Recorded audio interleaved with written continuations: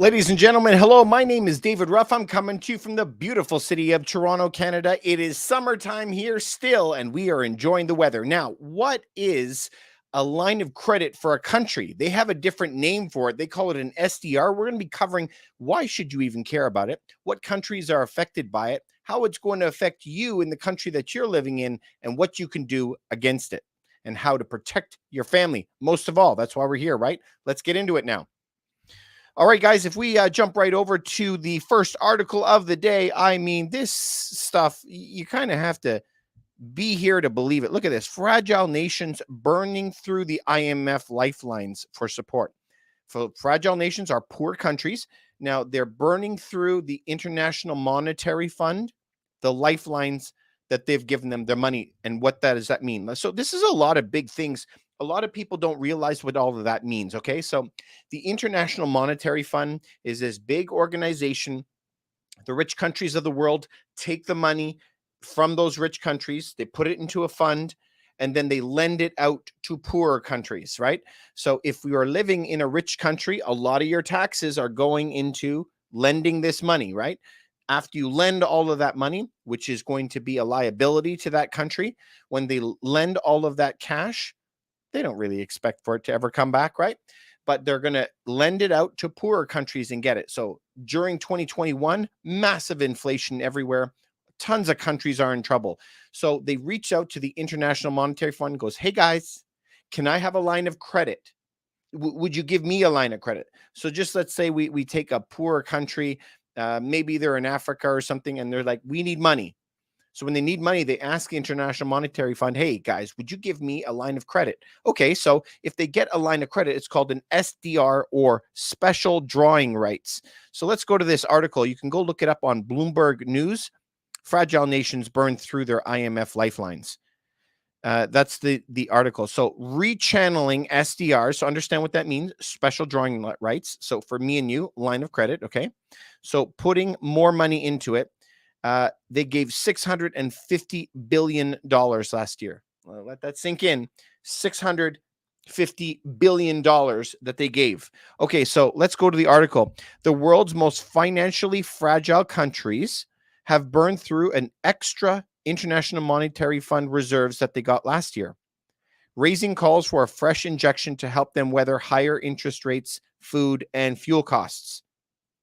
So are you hearing that? So last year, they were given $650 billion, and it's all gone. Now what?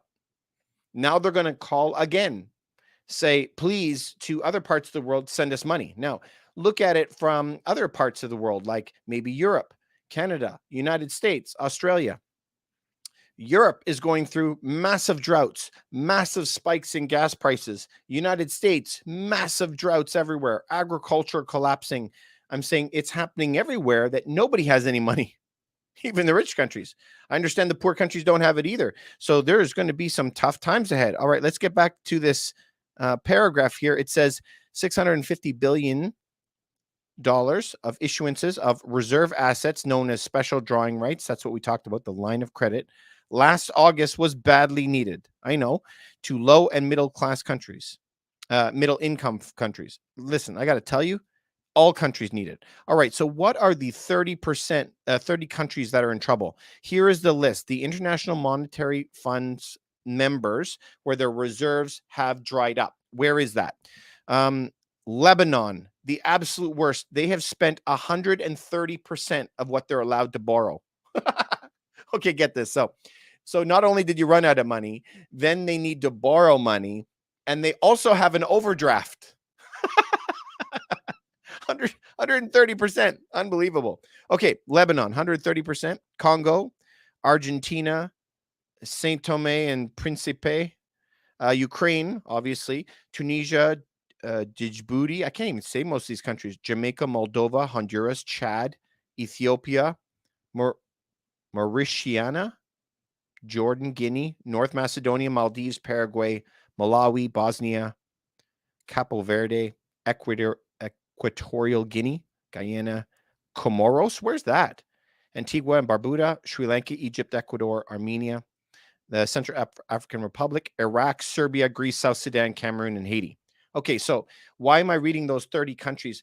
Those 30 countries, you guys, are the 30 countries that are tipping over into massive collapses. We're talking collapses at the level that Venezuela collapsed. They are already past 90%.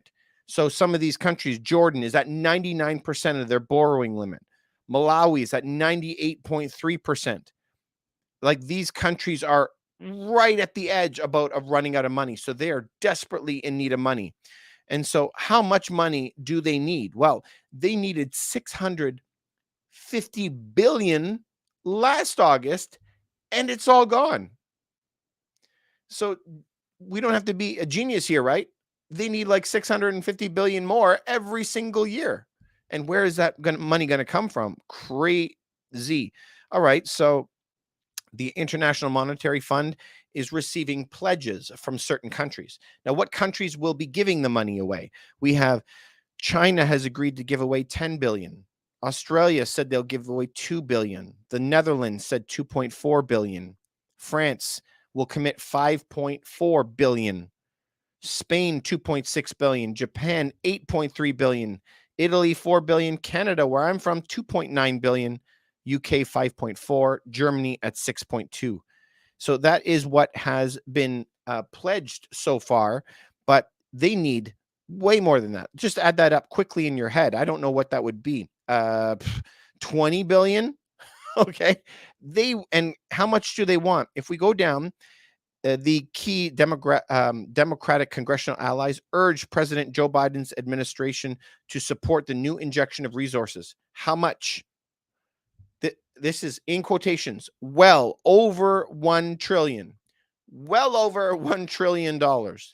We're throwing around trillions like it's nobody's business these days, right? A trillion.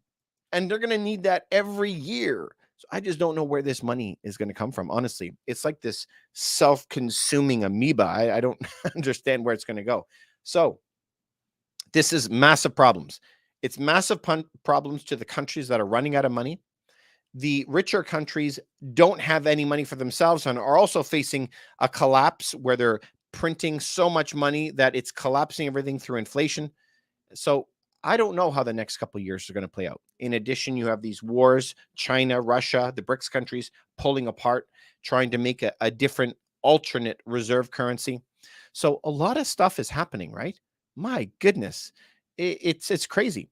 But you know what? I go back and read in time. And in the year 2000, we thought it was going to be just as bad. In 08, we thought it was going to be just as bad. So, we're going to get through this, but it doesn't happen overnight. It takes time. All right. So whether you're in the rich countries, you're going to be taxed a lot more. When you're in the poor countries, you're going to be asking for more lines of credit. We're going to need more stuff. So what can you do about it? What I would be doing if I was you is I wouldn't be buying anything big. Like, don't go buy a $1.5 million house in North America with 4 bedrooms and a detached lot. Why would you do that right now when so much risk? Interest rates are spiking at the highest ever in history. So not the highest rate, the highest speed of rate of change. So would you go and take on that kind of liability? No. You should be, first of all, honing your skills, reading the books. You remember these books I always try to recommend.